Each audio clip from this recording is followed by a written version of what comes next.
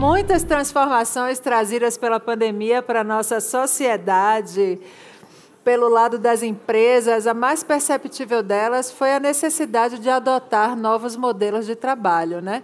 Como é que isso vai impactar nossas vidas de hoje em diante? É o que fez a Fast Company Brasil, com muito orgulho, convidar para discutir com vocês. Então, nós vamos ter a Roberta Filadelfo, o Luiz Giolo, e a Marjorie Teixeira e o Felipe Rizzo. Sejam bem-vindos, então, ao palco da Fast Company Brasil.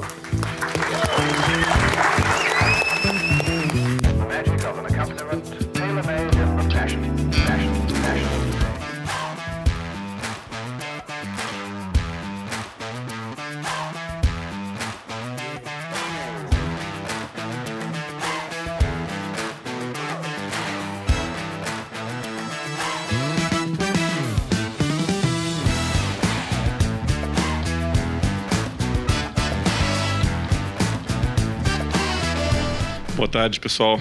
Tudo bem? Rapidinho apresentações. Luiz Giolo, eu sou sócio da Egon Zehnder aqui no Brasil. A Egon é uma multinacional que atua com busca, avaliação e desenvolvimento de executivos, popularmente conhecido como Headhunter. Deixa eu passar a palavra aqui para a Roberta.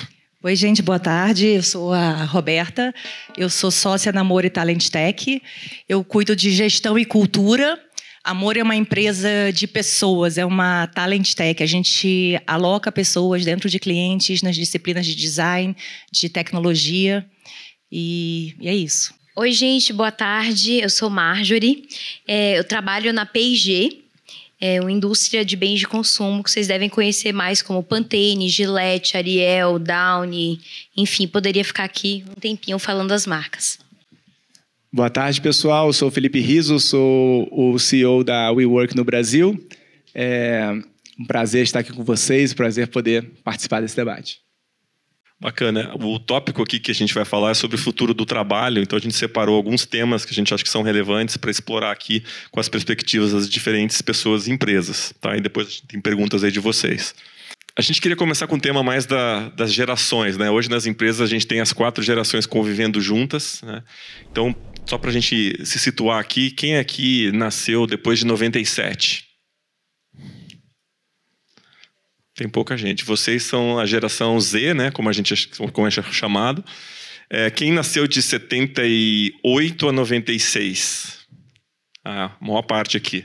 São os millennials, né? Depois você tem a geração X, que é de 65 a 77, que eu estou incluso nessa. E a geração, provavelmente, dos baby boomers, que muitos são os pais de vocês, que são de 53 a 64, se eu não me engano.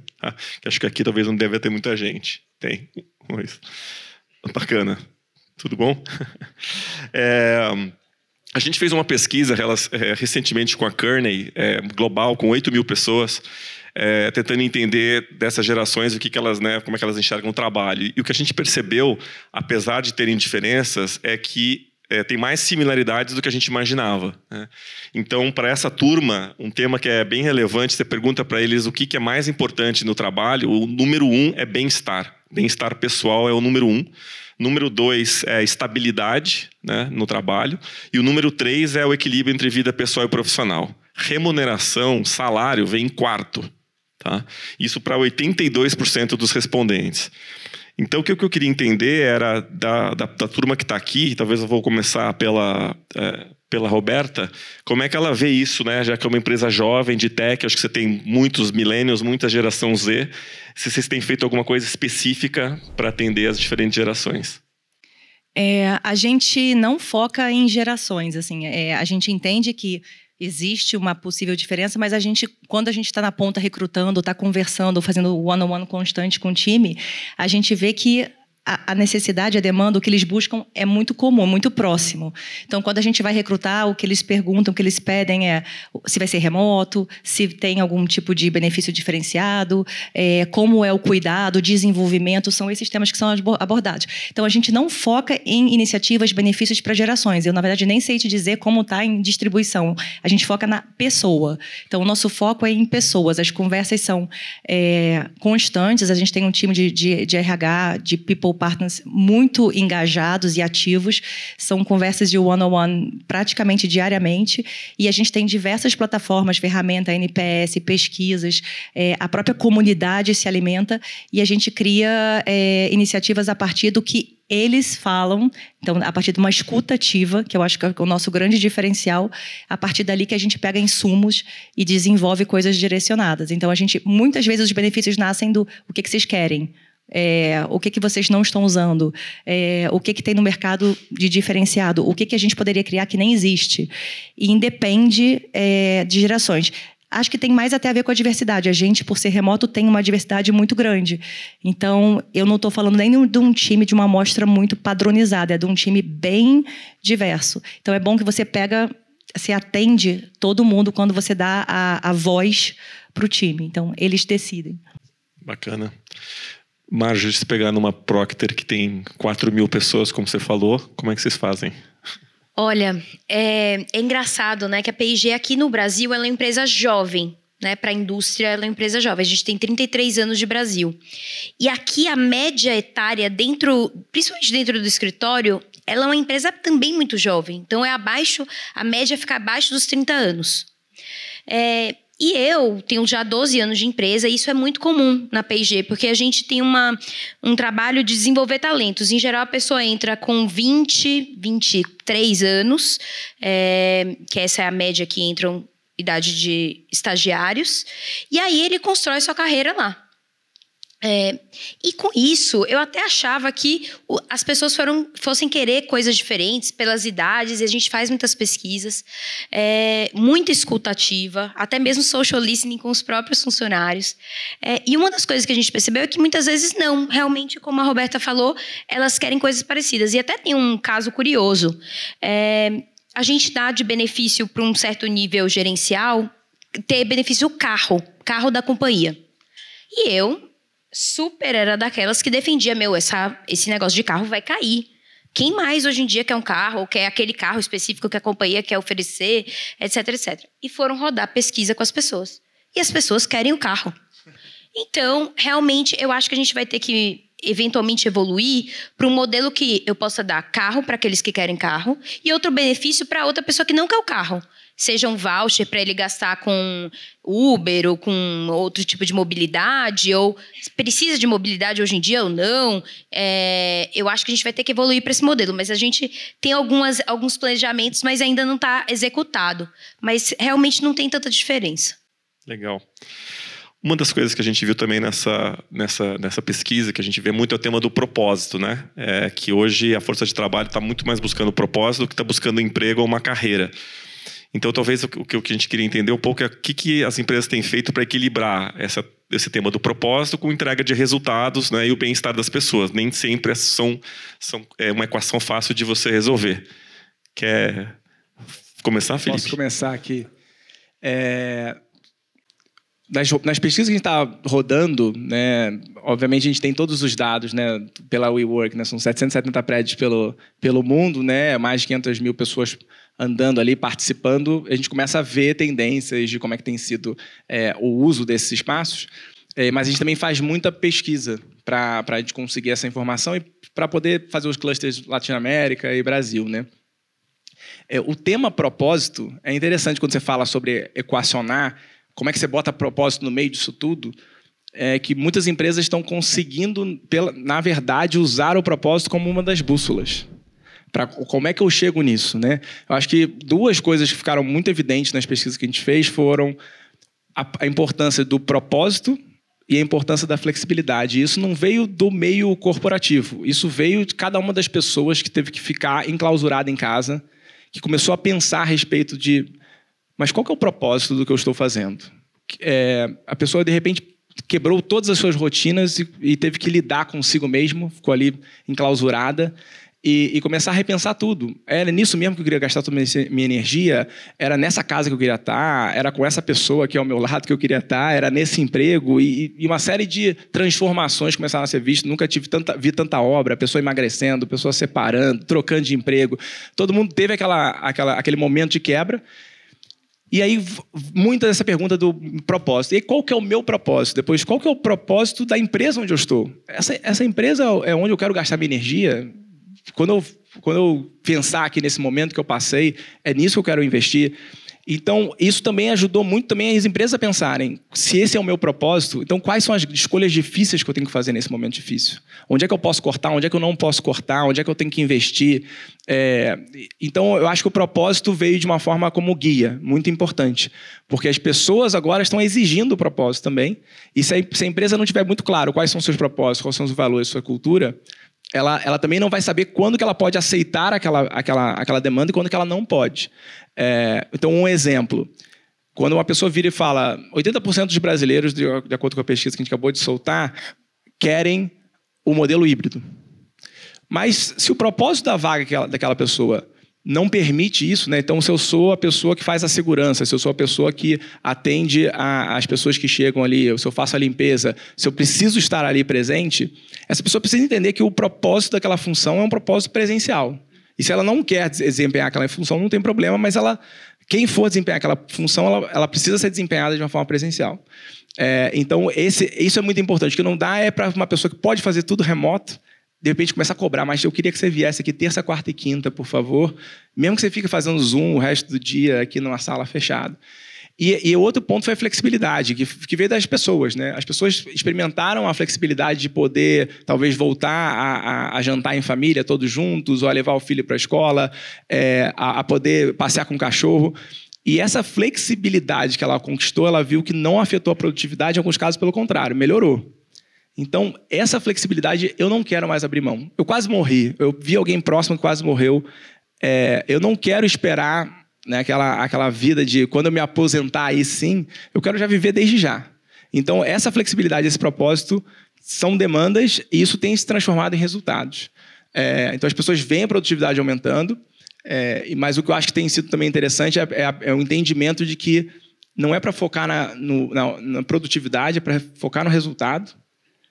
Porque se você focar demais na produtividade, isso também pode começar a gerar buscas por otimizações locais e você não otimiza o todo, né? Então, você fica muito focado em ser produtivo e acaba não criando as conexões humanas, que é outro ponto que depois a gente pode falar mais, que tem sido muito demandado.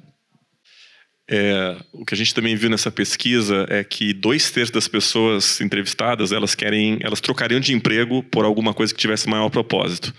E quando você faz um corte por indústria, a indústria de tecnologia, onde as pessoas se sentem mais confiantes em relação ao seu futuro, né? E onde elas acham que elas têm mais controle sobre a sua própria vida, né? Até porque é um setor que está em alta, e as pessoas muito disputadas. Então, a minha pergunta para a Roberta é a retenção, que a gente estava falando lá fora. Como é que é competir globalmente, porque o cara pode estar aqui trabalhando, né, para a Irlanda, num mercado que tem emprego quase que infinito. Passou um filme rapidamente, porque eu sou só fazendo um gancho com o que o Felipe falou, eu mudei na pandemia. Eu estava numa consultoria multinacional, tinha acabado de virar sócia, carreira bombando, e esse filminho do que eu estou fazendo, propósito, e eu me vi nele. E eu falei, cara, vou pedir para sair. Troquei, fui ser sócia da Amore sem ter visto os meus sócios presencialmente, não conhecia. Mas eu fui pelo propósito. Eu queria trabalhar impactando mais pessoas. Impactando, cuidando, desenvolvendo pessoas. Não é fácil, tem que ter coragem, trocar tudo no meio de uma pandemia. Mas, para mim, assim como eu vejo para a maioria do time da Amore, porque eu acho que é sobre valores e cultura, se a empresa oferece isso, eu sei que eu vou encontrar pessoas ali dentro que querem a mesma coisa que eu. Então, o Amore é feito dessas pessoas que buscam a flexibilidade, um lugar de troca, de oportunidade. Então, acho que passou esse filme aí quando você falou do propósito. E sobre a questão de retenção, a gente tem um cuidado muito grande com as pessoas. Eu acho que o nosso diferencial, a gente compete com todo mundo Brasil afora, compete em dólar, compete com desafios interessantes, com empresas muito bacanas. Só que eu acho que a gente oferece um pacote que é super interessante. Não é mais só o salário, isso já caiu. É o salário mais um pacote de benefícios. A gente tem 23 benefícios super diferenciados. A gente sai criando licença paternidade, bônus fidelidade, a gente tem N benefícios. Aí, além disso, a gente tem a escola, então a gente oferece um desenvolvimento contínuo, que a gente cria as disciplinas, a gente se movimenta de acordo com o que o time precisa, os rituais, a gente tem muitos rituais de cultura e a gente tem o cuidado. Esse olhar quando você entra na Amore, você tem 36 pontos de contato até fazer 6 meses. São 36 conversas com todos os PPs, os People Partners, para você ficar próximo. Então, se você está ali na escuta ativa, sabendo, você cria confiança. Quando você cria confiança, a pessoa se abre. E aí, genuinamente, você sabe com quem você está falando, mesmo com um Zoom na frente, com o Meets, você conectou. Então, eu sei onde a pessoa está, por que ela está ali, o que a família dela quer, o que ela quer para a vida dela. Então, a gente entra num nível de relação muito profunda. E aí, hoje, a gente tem um turnover de 1,5 e um NPS de 90. Mas porque a relação é ganha-ganha. Eu sei o que eu espero de você, simples, a função é essa, o que você vai ganhar, e a pessoa sabe o que pode esperar da gente. Então, é uma relação de muita transparência e confiança. Bacana. Quando a gente já tocou um pouco no tema da flexibilidade, né, do trabalho remoto, do híbrido, então a pergunta aqui para as empresas mais tradicionais, eu vou colocar a P&G nesse hall, como que você faz para garantir, né, a preferência que o profissional quer, ao mesmo tempo não perder a cultura da companhia? A P&G realmente é uma empresa que tem uma cultura muito viva. E na pandemia, quando o trabalho ficou 100%, o trabalho de escritório, né, administrativo, ficou 100% remoto, a gente percebeu que as pessoas que entravam, elas demoravam mais tempo para se adaptar a essa cultura, para conhecer até essa cultura, e o turnover acontecia mais rapidamente. A gente testou modelo com 50 pessoas só, podendo ir para o escritório, e também no modelo híbrido, já no modelo híbrido. Depois a gente aumentou isso para 100 pessoas, depois a gente foi aumentando, até que chegou um ponto que a gente convidou as pessoas, todo mundo que quisesse voltar ao escritório, com algumas premissas. De que sim, a gente acredita no híbrido e sim, a gente acredita que tem que ter alguma coisa presencial. Então, hoje o que a gente pede é mais ou menos 30% do tempo do mês. Então, pode ser que alguém escolha trabalhar mais dias uma semana, menos dias na semana seguinte. Que essa pessoa também tenha jobs to be done. Então, ela tem que ter uma razão para ir para o escritório ou um porquê esse time vai se encontrar naquele dia. É o dia que o time tem a reunião, que todo mundo tem que participar. É o dia que vai fazer um brainstorm. É o dia que vocês vão juntos visitar algumas lojas, ver alguns consumidores, conversar com algumas pessoas que presencialmente vai fazer a diferença. Porque, inclusive, nas nossas categorias é muito importante a gente ver isso ao vivo. A gente fez por vídeo. É legal, funciona, ajuda, mas nada como ver ali a mãe trocando a fralda do bebê. Poxa, gente, quanta coisa a gente aprende ali. Será que ela tá botando a fita no lugar certo? Não tá botando? Como é que tá funcionando isso? Então, isso pra gente foi bem importante. Mas sempre oferecendo óbvio, o escritório ele vai existir para esse lugar de troca, conexão. Você tem que ter uma razão para ir, então tem que ter esse job to be done, mas algum momento tem que ter, um percentual tem que ter. Hoje esse percentual é 30%, pode ser que daqui a um tempo vire 15%, pode ser que daqui a um tempo vire 50%. Hoje a gente não tem a receita do bolo ainda, ou nunca vai ter, né? Sempre vai mudar. Mas é importante cultivar essa cultura. E muito da pergunta anterior, da questão do propósito, isso está muito vivo. E na P&G a gente tem muitos pilares organizacionais. Então, todo mundo tem suas tarefas, o que você tem que fazer realmente para a sua vaga, o propósito da sua vaga. Mas você pode escolher um pilar organizacional que tem a ver com o seu propósito pessoal ou que vá além daquela sua obrigação funcional mesmo. E nesses pilares, uma das coisas que a gente viu, e a Bruna que está aqui na minha frente, ela é parte de um pilar que é bem ativo, você tem realmente a construção do seu legado para o negócio que vai além do legado que é o seu salário. De repente, você vai fazer algo além para toda a organização, pode ir além da organização da P&G. Então, eu acho que isso é bem importante, ter esses pilares, ter esse momento de troca, ter essa comunicação mais fluida. Legal. Felipe, a gente estava falando lá fora da pesquisa que vocês acabaram de fazer, né? Que já é em cima da que a gente tinha feito no começo do ano. Mudou alguma coisa, assim, dessa questão do híbrido? Uma coisa que apareceu, que a gente... Primeira coisa que mudou é a distância, o gap que existia entre onde as pessoas gostariam que tivesse essa distribuição, que é 80% gostaria de estar no híbrido, 5% no totalmente presencial e 15% no totalmente remoto. Quando a gente via na prática, esses números eram muito distantes. Você tinha 15% full presencial, uns quase 30% full remoto e uns 60% ali no meio. Então, existia um gap. Agora, esse gap fechou muito. Eles já estão muito mais próximos. O que a gente vê é que, às vezes, o modelo flexível que foi implantado, ele não é tão flexível. Então, não necessariamente o fato de já serem 80% querer o flexível e já ter 78% que estão no modelo híbrido, não quer dizer já que esse modelo híbrido é o híbrido que se conecta, né? E tem a ver com a flexibilidade da política desse modelo, né? Então, eu acho que a premissa de flexibilidade sempre foi muito forte lá para o WeWork. A gente já tinha essa visão de que, olha, tem que ser flexível para que você possa focar no seu core. Se você quiser crescer, você cresce. Se você quiser diminuir, você diminui. Se você quiser estar nessa geografia, beleza. Se você quiser ir para outra geografia também. Se você quiser por pouco tempo, se você quiser por muito tempo, se você quiser só 1 hora. Essa flexibilidade a gente já vê como importante. O que a gente começou a ver é que precisava botar muito mais flexibilidade ainda em cima disso. Precisava botar mais tecnologia, precisava ter mais dado. E a flexibilidade, para ser bem usado, que foi muito legal que eu ouvi aqui, é o quanto que tem escutativa e o quanto que começa a se estabelecer ferramentas para poder capturar esse entendimento. E o quanto que teve de teste e erro. É você entender que você só sabe as perguntas, você ainda não sabe as respostas. Se você for esperar saber as respostas, provavelmente estão erradas, porque juntaram 5 numa sala que já sabem como é que é a política que tem que sair. Então, esse ponto de estar escutando, fazer com que as pessoas participem desse processo, tenha ferramentas para mensurar, e depois você vai iterando. Comecei com 50, depois foi 80, depois viraram 200. Eu acho que esse é o melhor modelo, esse que a gente tem visto como que mais funciona. E essa flexibilidade, inclusive, de poder errar. Essa flexibilidade de aceitar esse erro e humano como somos, né? Eu acredito muito que a parte do contato pessoal não se perde, o ser humano é um ser social, então essa troca tem que existir, e a gente viu o que aconteceu quando a gente não pôde se comunicar, quando a gente pôde ter que ficar o tempo todo só através de tela, as pessoas vão ficando meio doidas, eu pelo menos. Então, eu acho que essa troca aí tem que estar presente. E essa flexibilidade para mudar por cargo, mudar por tipo de função, acho que um ponto que você trouxe quando não tinha falado, mas assim, se essa pessoa já está pronta para isso. 97% das pessoas da pesquisa disseram que o escritório para elas agora é um espaço de conexão e desenvolvimento.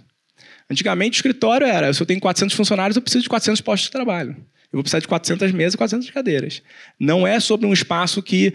O que eu quero fazer nesse espaço? Qual que é o propósito para ele? É trocar, é fazer um brainstorming, é poder fazer uma confraternização, é uma sessão de planejamento. Para que tanta mesa, para que tanta cadeira, né? Como é que a gente faz essa troca? Então, é um momento muito interessante onde as pessoas também estão repensando como é que esse escritório tem que ser. E se tem que ser um escritório. Se pode ser um outro lugar, né? A gente já começou a tocar um pouco nisso, que a definição de sucesso profissional, né, mudou muito recentemente, depois da pandemia, né? Então, talvez menos cargo, menos dinheiro, menos status e outros temas como equilíbrio, vida pessoal, vida profissional, propósito. Aí eu fiquei curioso, que a Roberta falou de 23 benefícios que tem na empresa dela. Se esses benefícios já existiam antes, se foram criados na pandemia, qual é o aprendizado de vocês dos benefícios novos? A gente erra muito e aprende mais, assim, é um dos nossos princípios. E a gente já tirou benefícios, já criou. A gente tinha, por exemplo, um que a gente tirou, porque a gente erra, né? Ginástica laboral. Era uma super plataforma, era incrível, era para respiração, era para sentar. Quantas pessoas entravam? Pouquíssimas pessoas entravam. Eu falei, gente, se não continuar tendo aderência, a gente vai tirar, porque a gente está gastando um benefício que a gente pode estar investindo em outro. Demos a chance, não evoluiu, vamos tirar a ginástica laboral. A gente avisa e tira a ginástica laboral. Aí a gente criou, assim, 60% do time tem pet. E a gente sabe que tem adaptação. Eu não sei muito porque eu tenho filhos, né? A gente fala, eu tenho filhos, não tenho filhos de 4 patas, eu tenho filhos de 2 pés. Mas a gente escuta, né? Tem que ter os 3 dias ou um período de convivência ali, de adaptação. Então a gente lançou a licença paternidade. Bombou, assim, foi explosão. As pessoas agendam porque não é para o dia para o outro. Todo mundo, a gente avisa o cliente porque a gente trabalha com o cliente. Então esse foi um dos benefícios muito legais. Agora a gente está botando em pesquisa aulas de Libras. É uma empresa diversa, uma empresa que quer contratar mais PCD. Seria muito bacana da nossa parte se a gente pudesse receber bem as pessoas. E aí a gente vai... Estou dando até spoiler, que tem gente do time que não sabe. E eles vão decidir se vai ou não. Então, é uma decisão. O bônus de fidelidade foi a gente que criou, porque era para ser um reconhecimento.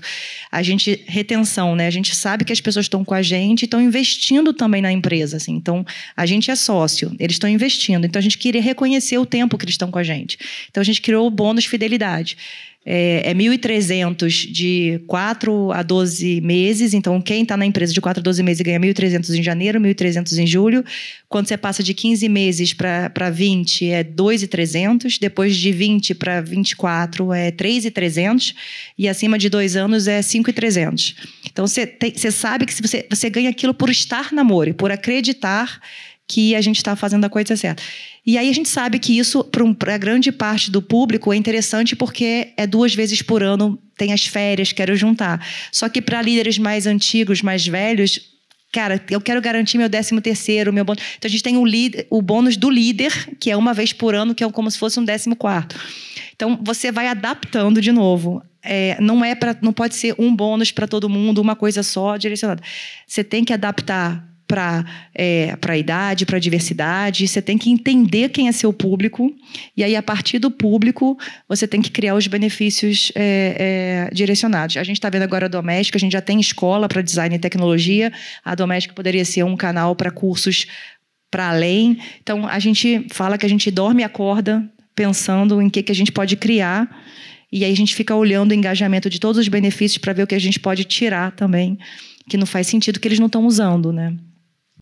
E temas mais modernos agora, como semana de 4 dias, por exemplo, essas coisas estão na discussão ou sai um pouco Olha, a gente já discutiu a respeito disso, mas uma coisa que a gente estava até falando aqui antes de entrar aqui no palco, né, é que a gente na P&G tem uma política que a gente oferece para qualquer funcionário poder trabalhar 1 mês por ano de qualquer lugar do mundo. Então, é uma política que não é nova, mas agora a gente está fazendo quase que um relançamento dessa política porque ela se tornou mais valorizada. Então, são coisas que a gente gostaria até de aumentar esse tempo. A gente foi investigar se a gente conseguiria aumentar esse tempo, mas tem várias questões fiscais, tributárias, que ainda não permitem que a gente abra isso para além. Mas é uma política que também se transformou. Ela existia, ela foi se modificando, justamente porque hoje a pessoa ela quer essa flexibilidade, ela quer poder ter agilidade nas decisões dela. De repente surgiu uma passagem barata, vou pegar, vou comprar e depois eu peço a permissão, vejo lá o protocolo, né? Não é bem uma permissão, né? É um protocolo para ela poder usufruir dessa política. E tem muitas outras coisas realmente, a gente também conversou um pouco sobre carreira. Muitas vezes, a vaga ela chegou no limite nesse lugar, mas permite que você trabalhe híbrido, trabalhando do Nordeste. Eu tenho alguns times, algumas pessoas que estão ou no Nordeste, ou no Sul, ou no Centro-Oeste, e que não ficam aqui em São Paulo, mas que uma vez por mês vêm passar um tempinho com o time aqui em São Paulo. Então, tem várias possibilidades de construção de carreira, e eu acho que esse modelo híbrido permite muitas outras possibilidades de crescimento. Bacana. Para fechar os temas aqui antes das perguntas, a gente também viu nessas pesquisas que a gente já sabia, mas na verdade só reforçando, o principal retentor de pessoas é o chefe, né? Você ter um bom chefe é normalmente o número 1 para você permanecer engajado no seu trabalho. E hoje as pessoas querem trabalhar para líderes que escutam de forma ativa. A gente escutou escuta ativa aqui várias vezes. Eu achei interessante o seu exemplo das 36 conversas, etc. Então, conta um pouquinho o que é fazer a escuta ativa e que os líderes, né, sejam sejam vulneráveis e sejam mais abertos a isso? Eu acho que, bem, eu acredito que tem um preconceito que líder, bem, quando eu estava liderando, a gente ouvia muito, não mistura o pessoal com o profissional, separa, aí você cria umas personas, né? Você sabe que está no trabalho, a pessoa é uma, vai para o shopping, nossa, ela é assim? Mas por que ela não é assim no trabalho? Seria tão mais agradável, sabe? E eu sempre fui meio rebelde, eu sempre fui eu. Se você sai comigo para um shopping, sair, tá comigo numa reunião, é a mesma coisa. Tem lado bom e lado ruim também, né? Mas é isso, né? É transparente. E eu acredito que os líderes hoje, para essa geração, para esse momento que a gente está vivendo, é o melhor que a gente poderia dar, porque é o líder transparente, é o líder que vai escutar, é o líder que vai se colocar no lugar, é o líder que vai quebrar com essa barreira e realmente tentar entender como é que ele pode ajudar. E eu acho que tem uma outra questão sobre liderança, que é entender se o líder não é nem pronto, porque não é sobre tempo, é se o líder certo para aquela vaga. Tem o líder pessoas e tem o líder especialista. Os dois são necessários. Os dois têm espaço para os dois. Só que o especialista, ele não vai ser o líder mais humano, ele não vai ser o líder com o melhor relacionamento, ele vai querer que o cara faça da melhor forma. Poxa, alguém ensina, alguém fala para ele, não quer fazer o coach, não quer fazer o one-on-one, e o líder de pessoas quer desenvolver, quer estar ali no dia a dia, e às vezes as pessoas colocam os líderes nos papéis errados porque realmente querem acreditar que a pessoa vai. E aí botam na pessoa, depositam nela uma responsabilidade que ela não vai conseguir, depois o líder que é ruim. E o líder não é ruim, o líder só não foi colocado no lugar certo, na vaga certa. Então, acho que a primeira coisa é a empresa fazer o papel de entender se é o líder certo para a vaga. Segundo, se o líder está pronto para a vaga. E se não tiver, fala. Você não está pronto, mas a gente quer ir apostar. Deixa transparente. E acho que a terceira coisa é o líder tentar ser mais transparente, mais humano, mais vulnerável. É ótimo dar exemplo da vida prática. Eu sou assim, você pode ser também. Pode se abrir, não tem problema. Acho que se tem um momento que a gente pode se abrir é hoje. Antigamente a gente nem podia, era muito mais, né, restrito. Hoje em dia pode se falar qualquer coisa, inclusive todo mundo questiona tudo, é uma coisa muito mais aberta. Então, acho que a gente tem que aproveitar e tentar surfar nesse lugar do novo líder, da escuta, do transparente. Quer complementar alguém, Felipe? Quero. Eu tenho, na verdade, até eu trabalho bem de perto com a Juliana, que é a presidente da P&G na América Latina. E ela sempre me provocava do tipo, as pessoas, elas falam comigo mais no meu Instagram do que quando eu tô naquelas sessões às vezes a gente se chama para uns almoços. Town hall, ninguém faz pergunta, né? Já começa daí. Mas a gente até faz uns grupos menores com as 10, 15 pessoas para trocar com ela e tal. Ela fala, mas ali não é de verdade. Às vezes não sai tudo que a pessoa quer falar mesmo. Mas chega no Instagram, ela fala assim, nossa, Ju, adorei te conhecer hoje. Inclusive, estava pensando... E aí escreve aquela carta. Aí ela fala assim, como é que a gente pode fazer para que eu tenha mais disso, eu tenha esse feedback? E a gente lançou um negócio agora recentemente, que a gente ainda está colhendo resultados, que foi uma mecânica que é o Ajuda em Perguntas. E a gente soltou um e-mail para toda a organização, são quase 20 mil funcionários, da América Latina inteira, mandando, gente, eu tenho essa pergunta, respondam para mim. E é tipo assim, o que te dá mais orgulho? O que você gostaria de mudar? O que você está de saco cheio? E o que te faz feliz aqui? Era mais ou menos... Não lembro ao certo exatamente as 3 perguntas. E, gente, as pessoas responderam cartas e cartas, falando tipo... E a gente, realmente, ela viu todas as mensagens. Foi um esforço bem grande. E agora, ela quer lançar isso, tipo, mês sim, mês não, porque tem que ter um tempo para ela ler e se abastecer dessas informações. Mas é como realmente... Tem a questão da escuta, tem um monte de pesquisa, tem um monte de listenings, mencionei até mesmo social listening, mas também tem o líder se colocar na posição de, eu vou fazer perguntas. E se eu não agir nas respostas, as pessoas vão me cobrar mais ainda. Então, também tem o exercício de, o que a gente vai fazer com essas respostas que a gente recebeu? A gente vai lançar coisas novas? Ou a gente vai relançar coisas? Ou a gente vai estruturar melhor projetos? Então, é um exemplo de como poder realmente escutar, mostrar e trazer isso mais à tona. Eu acho que para que essa escuta se dê realmente de forma ativa, tem que estar como parte também cultural da empresa, né? Ela tem que ser genuína, né, e autêntica. Então, se você escutar, mas depois você volta para o comando e controle, aí fica pior, né? Então, eu sou um líder com a escuta super ativa, mas estou só escutando, mas depois não tá tão ativo assim, que depois se transforma em ação. E eu acho que, então, para a empresa desenvolver isso, acho que ela tem que mostrar para a empresa por que é importante que ela escuta, e para que seja produtiva, o que escutar e o que a gente também não devia gastar tanto tempo só com lamentações, e como é que a gente transforma esse processo num processo onde está se dando escuta, mas para que seja também coisas propositivas estejam sendo feitas, né? Então, eu acredito que tem que passar por uma ferramenta de dois lados. Eu estou comunicando, mas é porque eu falo e eu escuto, eu recebo. Então, ter essas antenas, ter essa capacidade de capturar o que está acontecendo é muito importante. Ela tem que estar na liderança, e o líder tem que estar munido de outras ferramentas que fazem com que isso chegue sem filtros também para ele. E a companhia, sim, pode desenvolver isso. Tem pessoas que têm um pouco mais de perfil, né? Mas sim, eu vejo que isso pode ser desenvolvido. E passa pelos princípios básicos de uma transformação, que é você começar por um propósito, por um entendimento de por que é importante, por que é urgente, então, o que eu preciso fazer a respeito? Bacana. Vamos abrir para as perguntas? Opa! Faltam 10 minutos, pouco menos. Sou Marlene, sou psicóloga e meu foco de trabalho é com orientação profissional e carreira. Super compreendo tudo o que vocês estão colocando, mas eu queria fazer 2 recortes recentes.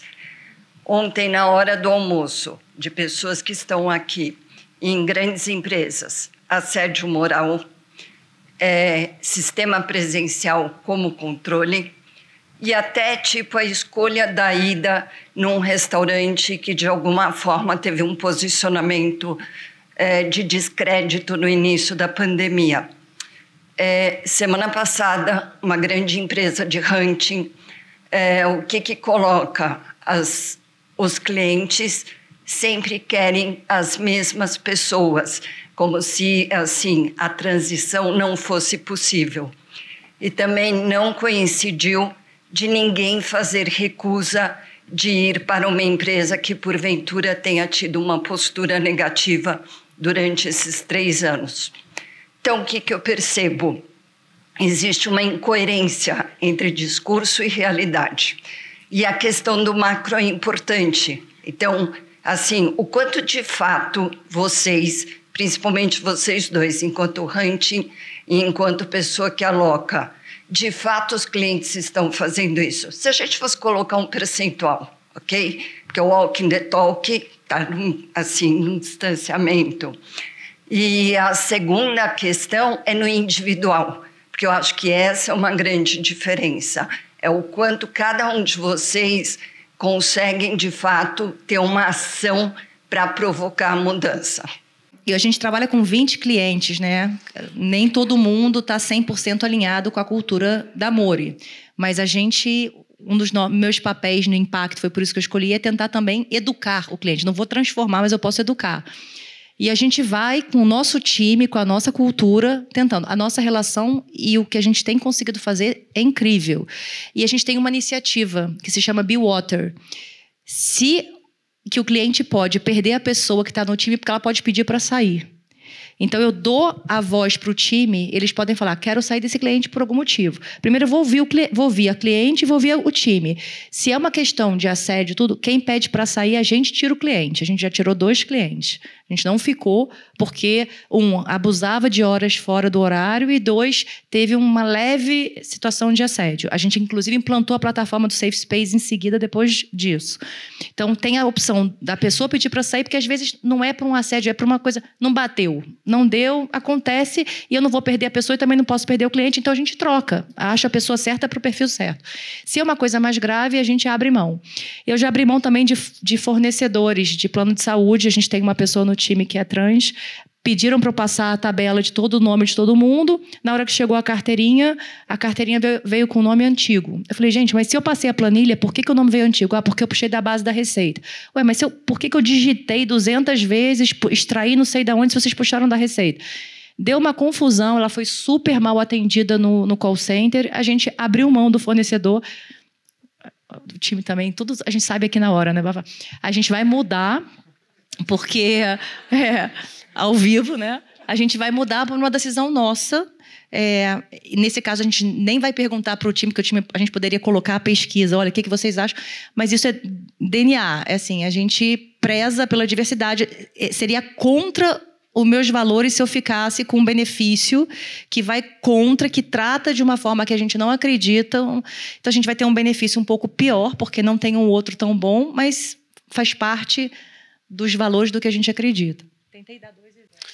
Rapidinho, em relação ao seu ponto de que são sempre as mesmas pessoas que são recrutadas, o que a gente acaba tendo que fazer é reduzir o risco para o cliente. Então, tem algumas maneiras de reduzir o risco. Se a pessoa já trabalhou naquele setor, já ocupou aquela função, já passou por esse desafio. Então, sim, eu acho que isso pode ser lido como sempre as mesmas pessoas, porque elas têm essas experiências. Mas o que a gente vê nos últimos, até um pouco antes da pandemia, os clientes muito mais abertos para a diversidade. Então, uma coisa que melhorou muito para a gente é o tema de idade. Antigamente, eu não podia apresentar nenhum candidato acima de 50 anos que o cliente não queria nem ver, né? Hoje em dia, não se pergunta mais idade, não se fala mais sobre o assunto, o que é ótimo. Os clientes pedem muito mais diversidade do que antes, não só de gênero, que era mais comum, mas pedem diversidade de raça, né, que é difícil no nosso mercado de trabalho, pelo tema de educação, etc. Então, assim, eu acho que tem um movimento grande de busca de diversidade, mas a gente ainda está muito no comecinho. E você também trouxe um ponto de que você, pessoalmente, está ajudando a fazer de transformação, né? Isso faz parte do meu propósito. Então, o meu propósito pessoal é esse. E na P&G, eu não precisei mudar. Quando caiu essa minha ficha do propósito, que foi até um pouco antes da pandemia, foi uma transformação que eu perdi meu pai e fui mãe no mesmo ano. Isso me transformou. Naquele momento eu falei, eu preciso mudar a minha vida. E eu mudei a minha vida dentro da mesma empresa. E eu botei isso como meu propósito, esse é o meu propósito. E desde então eu lancei inúmeros projetos da P&G buscando isso, buscando mais diversidade.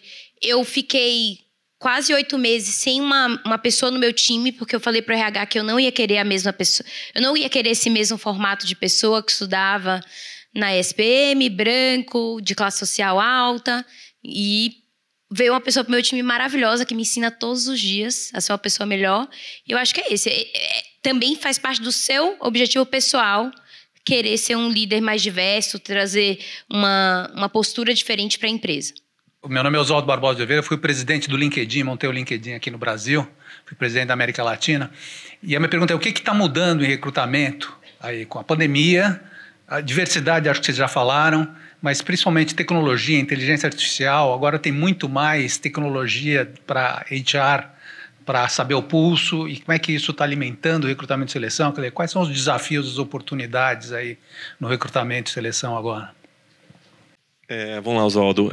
Eu acho que o tema da tecnologia, das HR Techs, ela tem ajudado, diria, na nossa visão, mais as empresas que contratam muita gente na base, né, que é volume. Acho que isso tem feito muito mais automático e com inteligência artificial.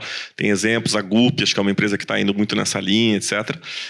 No nosso mercado, que é o mercado mais de executivo C-level, é menos relevante essa parte, né, menos do que a gente vê.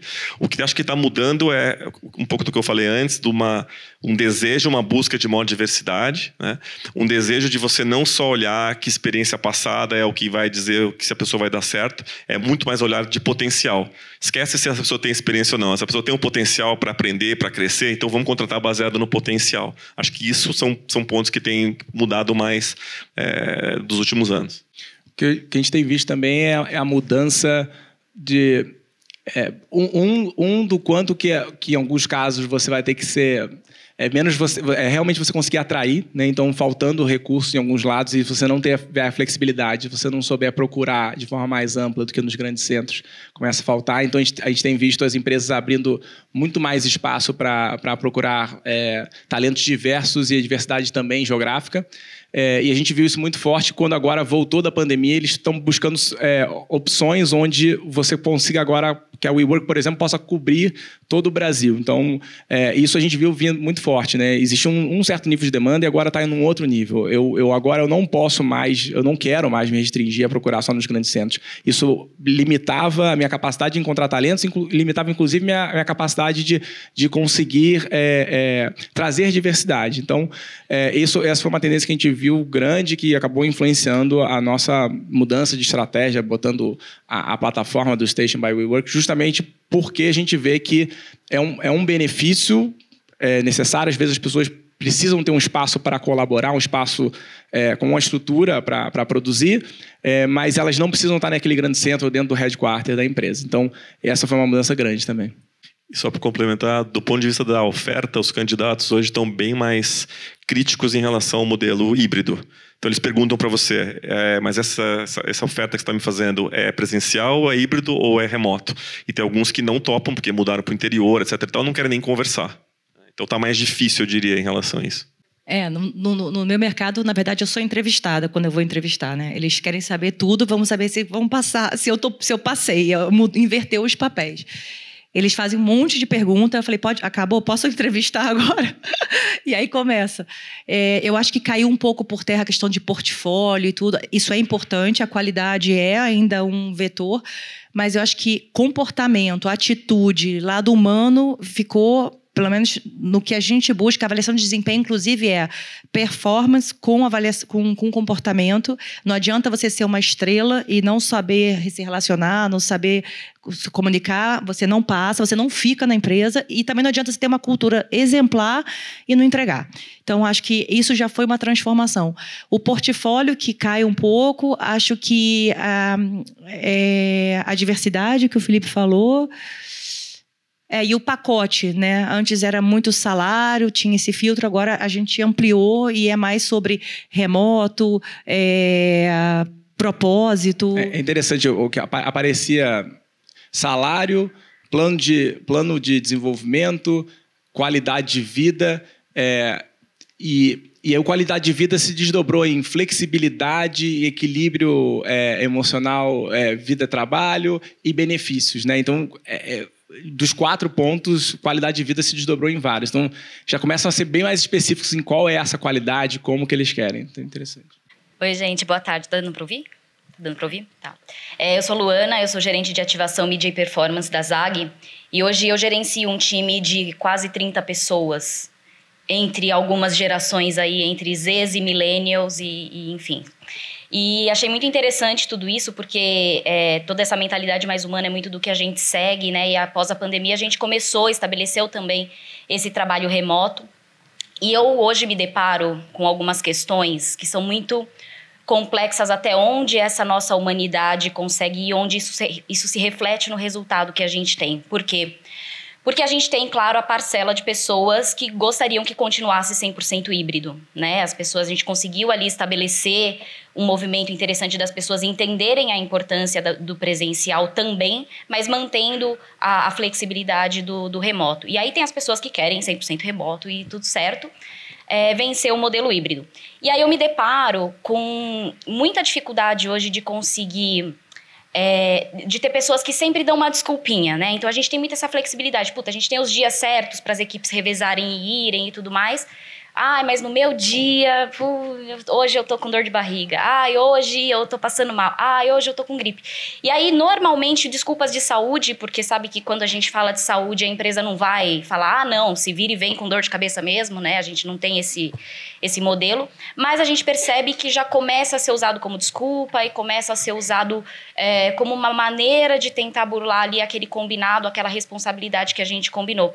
E aí, como que vocês lidam com isso hoje? Porque hoje eu tenho muita dificuldade, né, em conseguir equilibrar, em conseguir manter essas pessoas dizendo, olha, existe um porquê, existe uma necessidade de você aqui, né? A gente, inclusive, quando está lá, essas mesmas pessoas percebem o benefício de estar lá, mas sempre tem aquele miguezinho, aquele perdidinho para não ir ou não cumprir com esse combinado que tem com a empresa.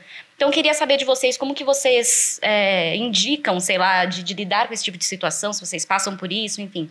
Um caminho aí para a gente organizar essas pessoas. Na P&G a gente também tem um percentual de tempo que deveria ser no escritório. Então, alguns momentos acaba acontecendo isso. E eu acho que o principal aprendizado que eu tenho é de sentar e conversar com essa pessoa. Fulano, por que você não quer ir para o escritório? Me conta. De repente eu posso te ajudar. De repente eu posso fazer com que sua vaga realmente seja 100% remota. Me explica.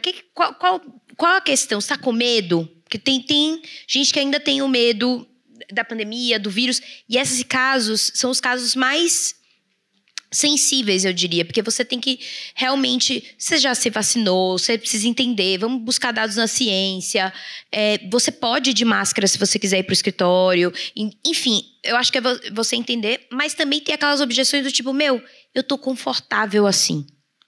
E quando eu me deparei em casos de eu tô confortável assim, a provocação principal que eu fiz para a pessoa foi, poxa, mas você já pensou no seu colega que para ele está desconfortável o não estar aprendendo com você?